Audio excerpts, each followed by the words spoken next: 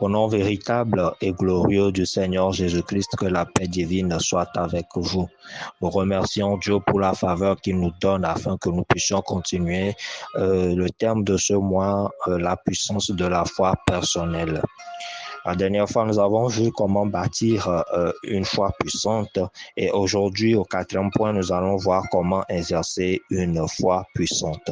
La foi en elle-même est puissante, mais nous ajoutons ce mot afin de pouvoir mettre la précision. Comme au temps biblique, le Seigneur Jésus-Christ a dit en vérité, en vérité. Quand on répète un mot 2 fois, cela montre l'importance, la vérité, cela établit la vérité de ce qui est dit. Donc, nous allons aborder comment exercer une foi puissante. Hébreux 10, versets 35 et 36, s'il vous plaît. Il est écrit: N'abandonnez donc pas votre assurance à laquelle est attachée une grande rémunération, car vous avez besoin de persévérance afin qu'après avoir accompli la volonté de Dieu, vous obteniez ce qui vous est promis. Bien-aimés, il est important que vous compreniez cela. La foi est une ferme assurance, nous l'avons vu en Hébreux 11.1.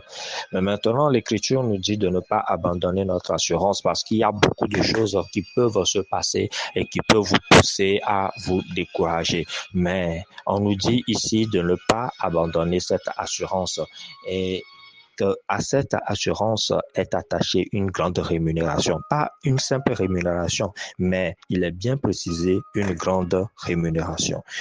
Le verset 36 dit « Car vous avez besoin de persévérance ». Ouais, Dieu lui-même sait que nous avons besoin de persévérance. Même pour enregistrer ces enseignements avec tout ce qui se passe, tous les blocages des pays et même, je dirais, du diable, nous persévérons parce que nous savons qu'il y a une rémunération qui est attachée aux efforts que nous sommes en train de faire. Et voilà ce que l'Écriture au verset 36 dit, car vous avez besoin de persévérance afin qu'après avoir accompli la volonté de Dieu, vous obteniez ce qui vous est promis. Je prie pour vous afin que Dieu vous donne le courage. Je prie pour vous afin que Dieu vous donne la force. Et c'est pour cela qu'il est important que notre foi ne soit pas basée sur les 5 sens, mais basée sur la parole de Dieu, basée sur l'Esprit de Dieu, la foi de l'Esprit. Car les 5 sens, des fois, nous présentent des choses contraires. Et ceux qui n'ont pas le Saint-Esprit se découragent. Mais nous, même s'il arrive que nous recevions des coups, nous savons que Dieu est fidèle. Et nous savons que son Esprit qui est en nous renouvelle notre force, comme il est écrit. Ceux qui craignent l'Éternel renouvellent leur force et ils prennent le vol comme l'aigle. Bien-aimés, il est important que vous vous entouriez de ceux qui connaissent la parole de Dieu parce qu'il y a toujours des temps d'épreuve, il y a toujours des temps de défi. Maintenant, le premier point que nous allons prendre en compte dans comment exercer une foi puissante est l'obéissance immédiate. L'obéissance immédiate. Vous devez obéir en même temps. En 1 roi, 2 rois plutôt, en 2 rois, au chapitre 3, il est question d'Israël. Le roi d'Israël, celui de Juda et le roi d'Édom qui devaient attaquer les Moab et les Moabites. Et ils ont marché pendant 7 jours dans le désert d'Édom et ils avaient manqué d'eau. Le roi Josaphat a demandé à ce qu'il consulte un prophète et le prophète Élisée leur a dit de creuser des fosses dans le désert. Au point de vue humain, ce n'est pas logique, mais c'est ce que le prophète a dit. Ils ont creusé les fosses et au petit matin, ils ont vu que toute la vallée a été remplie d'eau. Le verset 17 de 2 Rois 3 dit « Car ainsi par l'Éternel, vous n'apercevrez point de vent, et vous ne verrez point de pluie, et cette vallée se remplira d'eau, et vous boirez, vous, vos troupeaux et votre bétail. » Donc, il fallait qu'ils obéissent. Ils pouvaient dire non, que nous sommes des guerriers, nous connaissons la terre. Ici, il ne peut pas y avoir d'eau. Et voilà, s'ils ne l'avaient pas fait, ils n'allaient pas voir le miracle. Donc, pour voir le miracle de Dieu, il faut obéir. Élie a dit à la veuve de lui faire d'abord un gâteau et de faire ensuite pour son enfant. Dans la logique humaine, il me reste un peu d'huile et de farine pour faire un gâteau pour moi et mon enfant, après quoi nous mourrons. Et toi, tu viens nous dire d'enlever encore une portion de cela pour te donner. Ce n'est pas logique. Mais quand elle a obéi, qu'est-ce qui s'est passé? Dieu a pourvu et la farine et l'huile n'ont point manqué. Le Seigneur Jésus-Christ, lorsqu'il a rencontré les lépreux, les 10 lépreux, ils demandaient que le Seigneur Jésus-Christ les purifie, mais le Christ a plutôt fait quoi? Il leur a dit d'aller vers les sacrificateurs, allez vous présenter aux sacrificateurs. Logiquement, les lépreux devraient se dire non, nous venons vers vous pour que vous nous guérissez et voilà que vous nous envoyez vers les sacrificateurs. Pour faire quoi? Pour faire quoi? On va vers les sacrificateurs après avoir reçu sa guérison, après avoir été guéri. Mais qu'est-ce qu'ils ont fait? Ils ont obéi et en allant, ils ont vu la main de Dieu se manifester, ils ont été tous guéris. Mais pourquoi nous disons l'obéissance immédiate? Parce que lorsque vous n'obéissez pas immédiatement, cela n'a pas les mêmes fruits et d'ailleurs même le fruit, les conséquences, le miracle, la bénédiction qui vous est destinée peut vous échapper. Lisons en Nombre 13. Et il est important que nous lisions aussi l'Ancien Testament, pas pour reprendre des histoires de guerre et faire des combats bizarres. Et nous ne disons pas que le chrétien ne doit pas combattre, mais nous allons revenir sur ça pour vous expliquer comment ça marche. Parce que aujourd'hui, des gens prennent des versets et puis ils isolent la réalité des choses et ils disent ils se battent, mais la bataille ne nous appartient pas. Nous nous positionnons dans la victoire. Et comment on se bat dans la victoire? Nous allons l'apprendre quand Dieu nous le permettra. En Nombre 13, c'est la nation d'Israël qui était devant Canaan et il fallait envoyer des explorateurs. Et ces explorateurs avaient pour rôle de voir comment se présentait la terre de Canaan puisque Dieu demandait qu'ils attaquent et qu'ils prennent cette terre-là. Et quand ils sont revenus, ils étaient 12. Ils ont fait 40 jours d'exploration. Ils sont revenus et 10 parmi eux avaient raconté au peuple que non, que c'était pas possible puisque ils étaient comme des sauterelles devant les géants qui étaient à Canaan et que ce serait un suicide. Alors le peuple a commencé par pleurer et à murmurer et à crier. Et Dieu a demandé à Moïse pourquoi ton peuple est en train de pleurer. Cela n'a pas plu à Dieu. Et ils sont allés jusqu'à dire que c'est mieux qu'ils choisissent un chef et qu'ils retournent en Égypte, donc qu'ils retournent en esclavage. Dieu a décidé de détruire la nation d'Israël et de susciter un autre peuple. Mais c'est Moïse qui a intercédé pour la nation. Mais Dieu a dit, ok, je pardonne, mais ils feront, tous ceux qui ont au-delà de 20 ans feront et mourront tous dans le désert. C'est pour cela qu'ils feront 40 ans dans le désert à raison de 1 jour d'exploration pour 1 an. Et c'est important que vous lisez la parole de Dieu pour comprendre. Quand on dit les enfants d'Israël ont fait 40 ans dans le désert, c'était pourquoi? C'est parce qu'ils ont fait, les espions ont fait 40 jours d'exploration de Canaan et Dieu a dit, 1 jour pour 1 an, ils feront 40 ans dans le désert et c'est ce qui est arrivé. Si vous lisez Nombre 14, vous verrez qu'à partir du verset 40, quand Moïse est revenu avec la sentence de Dieu, les gens se sont repentis et ils ont voulu maintenant attaquer Canaan. Mais Moïse leur a dit, vous n'avez pas obéi en même temps, il fallait obéir en même temps. Mais ils se sont entêtés, ils sont partis. L'arche n'était pas allé avec eux, Moïse non plus. Donc Dieu n'était pas allé avec eux et l'Écriture dit qu'ils ont été taillés en pièces. Ceux qui sont partis ont été taillés en pièces. Donc il ne s'agit pas d'agir quelques jours après, un mois après, on dit, ah, on m'a dit, j'ai fait, rien ne s'est pas passé. Ce n'est pas ça. C'est parce que vous n'avez pas obéi de cœur et vous n'avez pas obéi en même temps. C'est important que vous compreniez cela. Dieu déteste la réticence, Dieu déteste la désobéissance et l'incrédulité. Au temps du père de Jean-Baptiste Zacharie, quand l'ange était venu lui annoncer le miracle de Dieu, qu'est-ce qu'il a fait? Il a été ironique, il a hésité, il a douté en lui-même. Et qu'est-ce que l'ange a fait? L'ange a dit, je suis Gabriel, je me tiens devant Dieu, tu seras muet. Dieu l'a frappé de mutisme.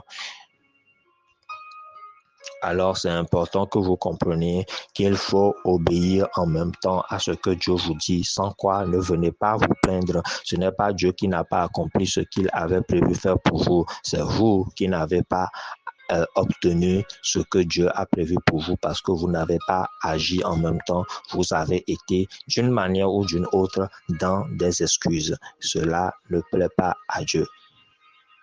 Le second point dans comment exercer sa foi puissante, c'est parler sa foi. Parler sa foi, nous en avons parlé dans comment bâtir la foi, mais aujourd'hui, nous allons voir plus de manière pratique. Il est écrit, ne vous conformez pas au siècle présent et soyez transformés par le renouvellement de l'intelligence. Nous sommes dans un monde où les gens se basent sur ce qu'ils voient. Vous pouvez avoir un problème de santé. Et quand vous dites aux gens que non, Dieu vous a guéri, ils vont se moquer de vous, même s'ils ne le disent pas directement. Mais dans votre cœur, vous devez être pleinement convaincu et vous devez savoir que vous n'avez pas à craindre ce que ce peuple craint, vous n'avez pas à appeler conjuration, ce que ce peuple appelle conjuration, et vous devez rester cramponné sur votre position. Jésus-Christ lui-même, lorsqu'il était parti chez Jairus pour guérir l'enfant alors que l'enfant était déjà mort, et quand Jésus-Christ était arrivé, il a dit non, l'enfant, ne pleurez pas, l'enfant s'est endormi. Qu'est-ce que les gens ont fait? Ils se sont moqués de lui. Donc, ne prenez pas trop à cœur le fait que les gens disent des choses contraires à vous, mais vous avez besoin de dire, vous avez besoin de parler votre foi afin que votre foi puisse être vraiment puissante.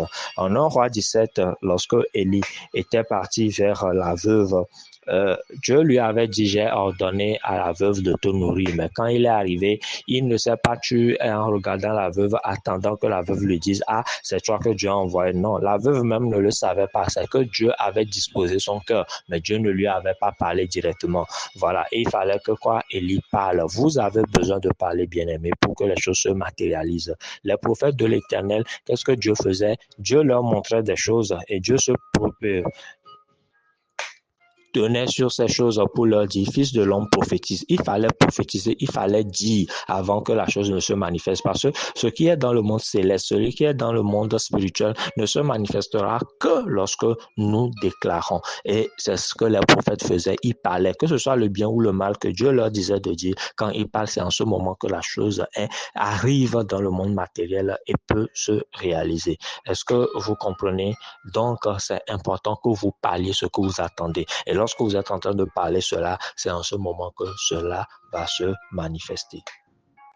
Au temps d'Israël, lorsque Dieu voulait établir l'alliance, il a dit à Moïse de dire à Aaron et à ses fils de déclarer la parole, de lire les règles de la loi, et il fallait que le peuple dise Amen. Tant que le peuple n'eut pas dit Amen, la chose n'allait pas se réaliser, l'alliance, le contrat n'allait pas rentrer en vigueur. Donc c'est important. Une part, c'est ce que Dieu fait. Dieu dépose sa parole en vous. Maintenant, c'est à vous de parler cela. Parlez votre bien, parlez votre bénédiction, parlez votre gloire, parlez votre réussite, parlez votre guérison et vous les verrez s'accomplir. En même temps que vous êtes en train de parler, vous êtes en train de donner des coups durs au diable. Car le diable, lorsqu'il écoute la parole de Dieu déclarée avec foi, avec conviction, reçoit des coups d'épée. C'est des coups de massue que le diable reçoit. Le Seigneur Jésus-Christ n'a pas pris des cailloux pour jeter au diable lorsqu'il était venu le tenter. Non, il lui a répondu par la parole. Et c'est des choses comme que vous êtes en train de dire au diable, arrière de moi Satan. L'Écriture nous dit que la foi le fait fuir, résister au diable et il fuira loin de vous. Lisons Jacques 4, le verset 7, s'il vous plaît. Il est bien écrit, soumettez-vous à Dieu et résistez au diable et il fuira loin de vous. Et nous avons déjà appris comment on résiste au diable. C'est avec une foi ferme. Il fuit la foi. Et la foi n'est pas seulement une foi dans le cœur, mais pour lui résister, il faut déclarer cette foi-là. Il faut déclarer la parole de Dieu. Quant à votre situation, vous avez vaincu le diable, il faut le dire que vous avez vaincu le diable. Vous, petits enfants, vous êtes de Dieu, vous les avez vaincus, car celui qui est en vous est plus grand que celui qui est dans le monde. Vous les avez vaincus à cause du sang de l'agneau et par la parole de votre témoignage. C'est pour cela que vous vous levez et que vous déclarez que vous avez vaincu le diable, que ce soit par rapport à la santé, que ce soit par rapport aux finances, que ce soit dans les esprits familiaux. Vous les avez vaincus parce que vous êtes la tête et vous n'êtes plus en bas. Et tout ce que le diable a contre vous, cet acte-là a été détruit par la croix de Jésus-Christ. Il faut que vous connaissiez la parole de Dieu afin de pouvoir confronter le diable. Et quand vous déclarez ces choses, ce n'est pas que vous dites au diable, je te lie, je te bats, j'envoie les chars de feu contre toi. Tout ça là, nous allons réexpliquer ces choses pour que les chrétiens comprennent ce qu'on appelle le combat spirituel. D'accord? Mais pour l'heure, comprenons simplement que lorsque nous déclarons la parole de Dieu, cela fait fuir le diable. Et se soumettre à Dieu, c'est aller à Dieu avec une entière humilité, une entière soumission. On n'ordonne pas Dieu. Ça aussi, c'est une erreur qui s'est glissée dans la communauté chrétienne. Il ne faut pas ordonner Dieu. Dieu n'est pas notre camarade. Nous allons partager une exhortation à ce sujet. Mais lorsqu'on vient à Dieu, on vient avec toute l'obéissance nécessaire, toute l'humilité nécessaire. Nous venons avec assurance, oui, mais pas avec orgueil. Non, nous venons à Dieu calmement, nous venons à Dieu Père, nous vous remercions pour la vie que vous nous avez accordée. Merci de ce que malgré que vous nous avez accordé, que nous avons la santé, c'est vrai que dans mon corps j'ai des problèmes, mais je crois fermement que j'ai été guéri par la maîtrise de Jésus-Christ. Je vous dis merci pour cette bénédiction, cette grâce que vous m'avez accordée par le Seigneur Jésus-Christ. Et me basant sur ça maintenant, je déclare que je suis guéri, je déclare que je suis béni, je déclare que je suis la tête. Là, vous avez fait une prière de soumission et maintenant vous êtes en train de professer votre foi. Et cette profession-là vous permet de résister au diable. Vous voyez? Donc, dans la même prière, vous pouvez avoir une prière de soumission à Dieu et une prière de résistance en même temps. Mais vous ne pouvez pas venir à Dieu et ordonner comme certains l'enseignent. C'est faux. On ne peut pas ordonner Dieu. C'est faire sortir les versets de leur contexte que de dire cela. Nous connaissons très bien les versets qui sont utilisés. Quand Dieu nous permettra d'en parler, nous allons en parler pour que vous puissiez mieux comprendre. Priez avec nous, priez pour nous afin que nous puissions avoir la force et les conditions nécessaires pour enregistrer ces enseignements parce que ce n'est pas évident, mais nous comptons sur la puissance de Dieu et nous persévérons afin que vous soyez bénis. Alors priez pour nous, comme nous aussi nous prions pour vous, afin que vous puissiez avoir le courage et la force d'écouter la parole de Dieu, même si cela dépasse un certain nombre de minutes, et que vous puissiez vous bâtir et être agréable à Dieu par votre foi et que des miracles se produisent dans votre vie. Nous allons nous arrêter ici à cause de certains soucis techniques. Et le troisième point que nous verrons, c'est la démonstration, la deuxième partie du verset de Hébreux 11 qui dit une démonstration de ce qu'on ne voit pas.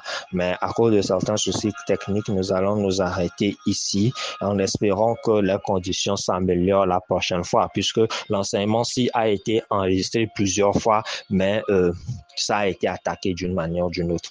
Que Dieu vous bénisse, que Dieu vous garde et qu'il nous accorde le courage, la force, la persévérance de continuer son œuvre, de continuer à obéir et que nous voyons la gloire de Dieu se manifester dans notre vie.